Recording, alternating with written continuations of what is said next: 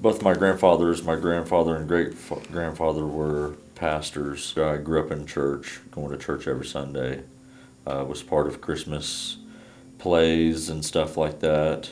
When drugs got a hold of my life, and that's just what I was feeding myself, I began to stray away from God.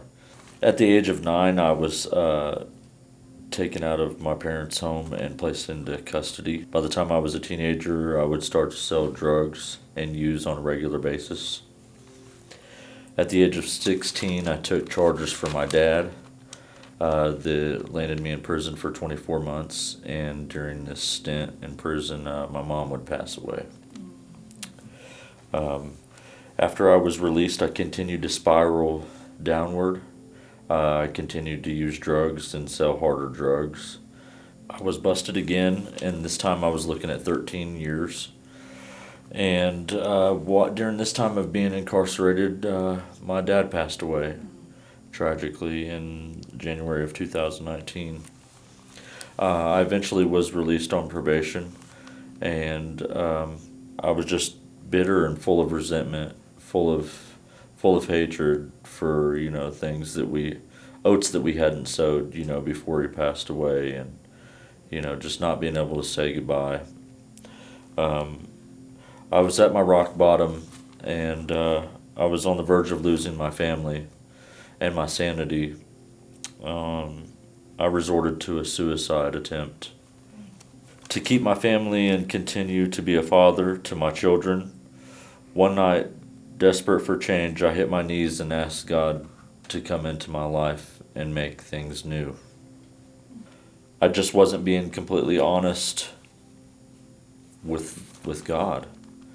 And I still had a little bag with some drugs in it and straw, and it was all ready to, as soon as this was all over with, I was ready to use again. And I just felt deeply that it was a slap in the face to God, and that if I was really serious about this, I needed to be serious and not play. And, so I hit my knees again, and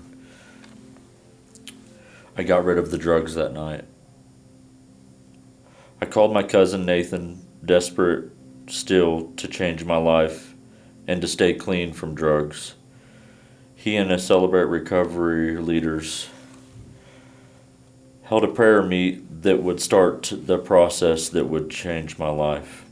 God was working. 24 days later, my son and I would board a plane from Kansas City to Virginia. Our family still wasn't complete. During a fishing trip to Switzer Lake, my son prayed that his mother would come to Virginia and that we would be a family. God was working. Yes, he was. 16 days later, she would drive over 1,000 miles and so we could finally be a family. On our 9th year anniversary, Pastor Margaret would marry Ashley and I at the same exact spot that Liam had prayed for his mother to come and be a family just 2.5 months prior. Since I've moved up here, I've been able to buy a car from a dealership, which is something that I was never really interested in doing because all my money was just tied up in drug use.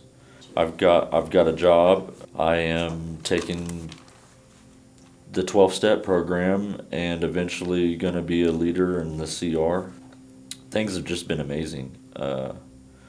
Just how quickly things started to work in my favor. As soon as I made that choice to surrender and that I definitely wanted a new life, and as soon as I was serious about it, all things started to fall into play.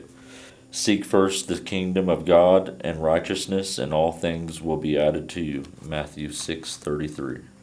I'm just thankful for all the prayers that my grandparents, for CR, for the people here, for people in my family that just prayed for me and believed in me. They just never gave up. And I was on the verge of giving up. and by not doing so, it's made all things new.